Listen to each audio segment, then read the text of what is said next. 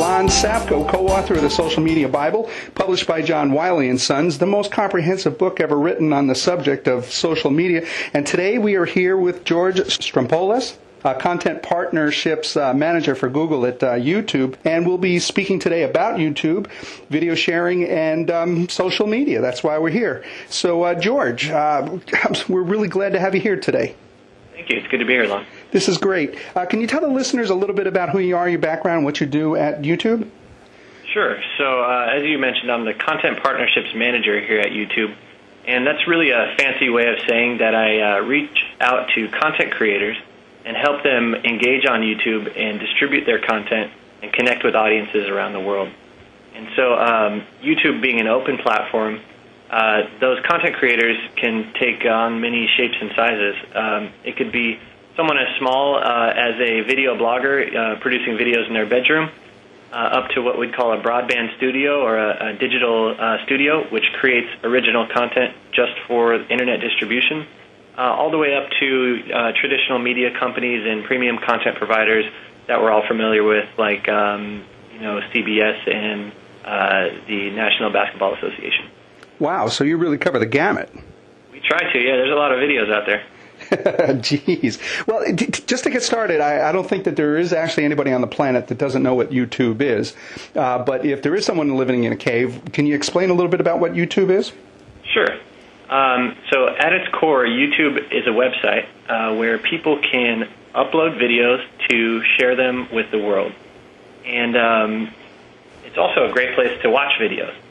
It's actually an interesting fact that YouTube currently receives 13 hours of videos uploaded to the site every minute. Oh.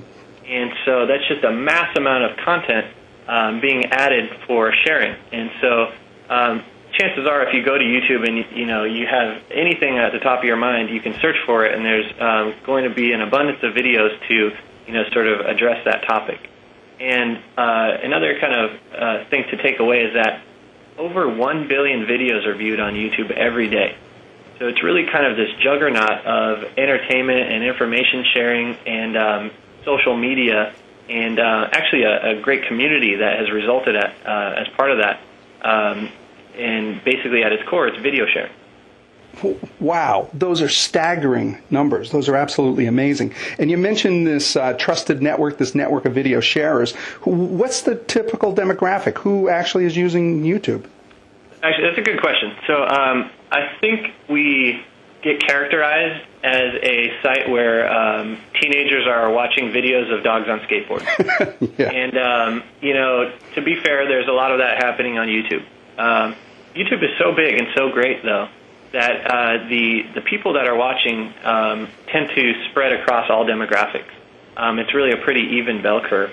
I've always found it interesting that we have approximately the same percentage of viewership under the age of 18 that we have over the age of 55. Wow. And I think it's really a testament to the infinite choice of content that we have. Sure, there are dogs on skateboards, and there are video bloggers, and there are teenagers discussing issues and fun sketch comedy things on the site. But there are also serious political discussions and lectures, and content from universities and filmmakers on the site too. So it's really touching all audiences. And that's really true. I go to YouTube continuously for just about any subject matter. I saw the Saturday Night Live skit of Sarah Palin, and I also saw the debate from last night. So you can see comedy, and you can see real serious news. Exactly right. I've been particularly excited that the full debates have been posted by C-SPAN on YouTube, so you can watch them in their entirety. Which is great, because I actually, wasn't able to catch the first presidential debate, but then later that night I sat down on YouTube and watched the whole thing. Yeah, and I was kind of surprised. The full 1 hour and 32 minutes of it was actually posted there this morning. Yeah, that's true. I should clarify, though, that if you go to YouTube today and create an account, your uploads will be capped at 10 minutes. We do that for a number of reasons, but, with our content partners, which C-SPAN is one of, we remove that cap. So they're able to upload a video which is clearly much past 10 minutes. And that's a really good point. What actually is the business model? It sounds like you have the traditional freemium. You're allowed to use it for free with a 10-minute cap, but then you can kind of buy your way into other services? Not quite buy your way into the services, but your first point is definitely correct. It is a free service. It's free to upload videos and it's free to watch videos. We don't have any immediate plans for sort of a paid download model, which some other platforms use today. We like to keep the videos free to watch, and that really keeps the content and the experience more fluid. What you'll find is that people upload videos to YouTube for different reasons. Some of them, just want to share pictures of their baby or something like that, or videos of their baby, or their vacation footage, and we certainly are happy to support that. However, it's becoming more and more common for amateur and professional content producers to really produce content for YouTube and make a living out of it. And the way they do that is they become a partner through my team, and also they have the ability to apply online at youtube.com/partners, and basically tell us, like, hey, we're producing original content, and not only do we want to share it with the world through YouTube, but we want to give you the ability to run ads against that content, and then we will share the majority of that ad revenue back to the content creator. So I call it a performance-based model. In other words, you can become a content partner, and if you upload a video and it gets 0 views, well, then there's clearly no ad revenue there, so nothing is being shared. But if you upload a video and it gets 1 million views, for instance, we put an ad there every single view. And so that ad revenue starts to accrue, and in many cases can become pretty significant for a lot of the content partners we have. That's a really great idea. I never even really thought of YouTube actually partnering with the content providers, because you just think that you provide the service and everybody kind of free-for-alls it. But if you can actually control and work with the content providers to produce good content, and you can create some kind of a business model where they can actually benefit from it, then that really sounds like a win-win. It is a win-win. One thing I'd like to clarify there, we do work closely with content providers. We're very clear, though, not to cross the line into creating or having a hand in the production of that content. It really is much more of a platform type of play. We like to say, like, here are some great tools, and here are the best, ways to share videos that we know of on the web, and a massive audience that's probably eager to watch your stuff. We'll give you the ability to use that as a commercial partner, but the content that you create is still up to you. We're not going to tell you to shorten your intro or to spice things up a little bit. That's really going to always be on the content creator, and that's probably a good thing too, because I've made some videos in my day and they're not very good.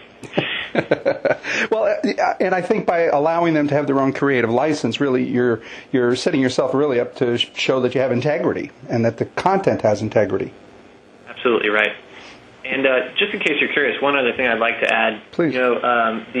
The signing of content partners and sharing an ad revenue is definitely core to our business. But in case you or any of the listeners out there are curious as to other ways that we generate revenue, we do a lot of other projects on YouTube, such as large marketing sort of sponsor-driven programs, like Battle of the Bands kind of things, or filmmaker contests. And those are typically things that are sponsored by major brands along the lines of Hewlett-Packard and Singular and Verizon Wireless, Guitar Center, etc. So we do generate revenue in that sense, and we also sell ad space. We sell ad space against partner content, as we've talked about, but also all throughout the site. What's fun to think about actually is, and people often forget this, is YouTube is a huge search engine. With a site that is doing 1 billion video views every day, most of the people are finding those videos by searching. Sure. So just thinking about that, naturally, we traffic ads on search results pages and things along those lines, and that's another way that we generate revenue. And that's a really good point too, because just the catalog and to be able to search and turn back send back the search engine results to the viewers, that's an amazing task just in itself. So are you doing contextual type advertising with that? Yeah, that's actually kind of one of the specialties of Google, who acquired YouTube back in 2006. And Google's sort of the expert in contextual advertising, and not only serving ads against content, but making them as relevant as possible so those ads become useful. And we've made some pretty tremendous strides in terms of incorporating useful ad formats that don't really get in your way, but still provide value for the advertisers who are purchasing that space. And that really is a good point. I don't mind looking at ads that pertain to what I'm working on at the time. I don't like the banner ads where it says, click this monkey. And I also like the way you do the ads on YouTube because they are kind of innocuous. You can see them if you want to, but yet they're not obtrusive. Thanks, I appreciate that. I have to agree. The main format of advertising that you'll see on YouTube when you're watching a video, if you're watching a video from a partner, is what we call in-video advertising. And it's essentially kind of a transparent overlay that shows up towards the bottom of the video window. And it's kind of cool. It can be animated. So we've seen, a cool example was when the Simpsons movie was premiering, the studio behind that movie ran an in-video overlay of Homer Simpson chasing a donut across the bottom of the screen. And it goes pretty quick, and it's usually relevant. I think they targeted that against comedy and animation content. So to that audience, it was probably actually kind of a nice surprise. And as a user, you can click on Homer Simpson and see maybe the movie trailer, or you can choose to close that overlay out or just wait a few seconds and it'll just disappear. Yeah, that's pretty cool. And you're absolutely right. That is really appropriate for that audience and actually adds entertainment value to the video. Exactly right. With YouTube, the thing that I really love about it is you can embed YouTube videos, say, in the Social Media Bible website or the Lon Safko website. And wasn't there a recent change in the quality of the video recently? So a couple months ago, we released something which we refer to as high quality. And it's essentially a higher quality stream of the video that's been uploaded to YouTube. Without a doubt, there are videos of varying quality, not content-wise, but just visual quality on YouTube. And because it's a platform where actually the content owner is uploading the videos, that for a large part depends on the encoding ability and the way that the content creator has really, treated that video before they upload it. That said, if a content creator is pretty good at what they're doing and they encode the video to a nice high-quality file, when they upload it to YouTube, it looks great. And if the user has opted into the high-quality viewing option, it looks particularly crispy, I guess the word is. Yeah. And the challenge there is that, not everyone in the United States or the world, for that matter, because we are absolutely a global site, has a high-speed connection. So, of course, the higher quality the video stream, the slower it's going to stream. If you happen to have a broadband connection, you won't have any problems watching videos in high quality, and you can even use YouTube to bump it up to the full screen viewing mode and sit back and relax, and it looks pretty good. Those are pretty good. Now, is there an extra fee for the higher quality? Absolutely not. And for all the tech heads out there, you can upload videos to YouTube up to 1 gigabyte in file size. Wow. And as I mentioned earlier, for most accounts, it's a 10-minute cap. If you become a content partner, that cap is removed. And so really you can, if let's say you're a partner and you upload a video 1 gigabyte in file size, it looks really good, Lon. And one thing I'd actually like to mention is, please, in addition to viewing content on your laptop or on your desktop computer, which is probably the most common right now, we do a lot of work on the syndication side. What that means is we do partnerships with the likes of Apple. For instance, YouTube has a button on the iPhone where you can watch YouTube videos. We also have a partnership with Apple TV, which is a device that hooks up YouTube streams to your television set. We also have partnerships with a lot of other mobile carriers. And several of the top television manufacturers, as early as this Christmas, are going to be releasing flat-screen television sets with essentially a YouTube button on them. So the content that gets uploaded to YouTube is now available on more screens, than just the computer and the laptop. And it's really empowering from a content creator perspective because with one upload, suddenly you're distributed to all these different places for viewing. So it's a powerful thing, and it's really just a way to, have sort of our mission of every video on every screen. That really is powerful. Some of the interviews that we've done with mobile and some of the other comment marketing people, and even Karpel Shrivastava was saying that there's 3 cell phones for every human being on the planet. That I thought was absolutely staggering. And in most countries, as you just said, a lot of people don't have broadband. And in some of the third world countries, and even countries like Russia and South America, they can't afford computers. So their entire link to the outside world is through mobile phones. It's absolutely right. It's kind of a funny story. I spent some time in China about a year ago, and I was in a rural area doing a little hike just for fun. And, I'm trekking up this trail, and here comes this older-looking man on a mule, and he looked like he was from literally like a prehistoric time. And as he passed me, I saw a brand new cell phone on his belt, clipped, and it's probably a better model than I had in my pocket. And it's just you're absolutely right with that. Yeah, well, let's see, that's pretty slick because without broadband and they can't afford computers and they don't have a place to set them up, the cell phone really becomes their access to the internet. And to be able to access YouTube from a cell phone, I think is just awesome. That's a great application. And you talked earlier about advertising and some of the number of views that some of these videos get. And some of my favorites, of course, and I'm sure you'll recognize Will It Blend, Tom Dixon. Yeah, oh yeah. That just absolutely cracks me up. And what a great business success story where he has a $600 blender, puts up his Will It Blend with the rake, generates over 1 million views and sells out every blender in 24 hours. That's a really powerful business marketing tool. Do you see you guys yourselves as a marketing tool? Absolutely. Creating original content and sharing an ad revenue is one way to approach YouTube. And that's more from an entertainment kind of perspective. Or from a more marketing perspective, I've just been amazed at the way that, companies actually think of clever ways to use YouTube. And Will It Blend is, absolutely one of my favorite examples. I should defer to them, of course, but I did read an article at one point that their sales actually went up 300% as a result of their presence on YouTube. Oh, my gosh. It's a marketing effort which essentially costs them nothing. Create a YouTube channel, no cost. Set up a guy on camera with a blender. Okay, they make blenders. It can't be that expensive for them. Right. And blend a couple cool things. And they're smart enough to blend things that are kind of hot and in the news. So the new iPhone comes out, and they buy one on the first day, and they blend it. And, of course, people are searching for the iPhone videos and things like that. And just the controversy of, destroying something in a blender that, is so sought after, is something that translates to a lot of video views. Well, yeah. So here you have... this is a tremendous marketing tool in YouTube and for companies like Blendtec. And what's interesting, I read a blog post a few months ago from a well-known guy in Silicon Valley who said, I see a future where your marketing can become a profit center.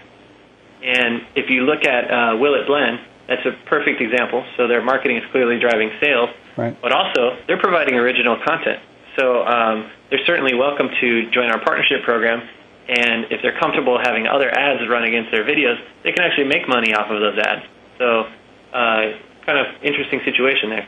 That is a kind of a clever situation because this morning when I checked, because I use Will It Blend, and particularly the iPhone, because just as you said, it's almost sacrilegious to put a brand new iPhone in, they had 5,487,071 views. Wow, 5.5 million views. And if they partnered with you, did advertising, not only could they make money on the advertising, but they can actually probably even advertise their own company. Exactly right. Wow, that's powerful. And then, of course, the favorite that I just had to mention is Jeong Hyung Lim, also known as Fun 2, in his guitar rendition of the Ponchabello's Canon. Yeah.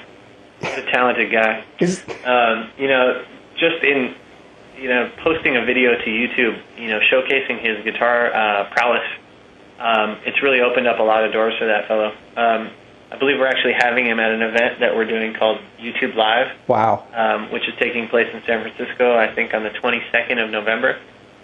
Sort of a celebration of, examples like that, people that have really just become celebrities in their own right because of simply posting a video to YouTube. One of my favorite examples, Lon, is a young guy named Lucas who has a character that he does on YouTube called Fred. And Lucas is about 15 years old, I think, and he plays this character named Fred, who is a 6-year-old. And the shtick is he's a 6-year-old with anger management problems. And it's kind of one of these things that are really made for kids, but like a lot of like Pixar films, for instance, it's also funny to adults in some way.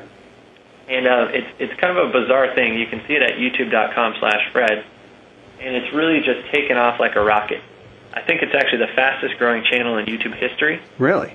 And Fred is a partner, so he, we traffic ads against his videos, and we share the majority of that ad revenue with him.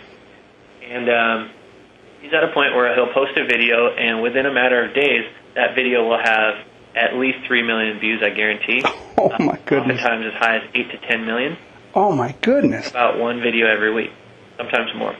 Oh, my goodness. There are cable programs, even network television programs, that would die for those numbers. For sure. And I think it was the season finale of American Idol that did 35 million viewers. Right. Absolutely an impressive feat. And you look at someone like Fred, who uploads a video and gets 3 million views at a minimum. All he has to do is post 10 videos, and he's going to hit that number of American Idol viewership.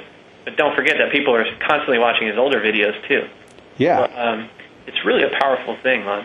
And I won't get into the details of his partnership, but he's making decent money off of YouTube.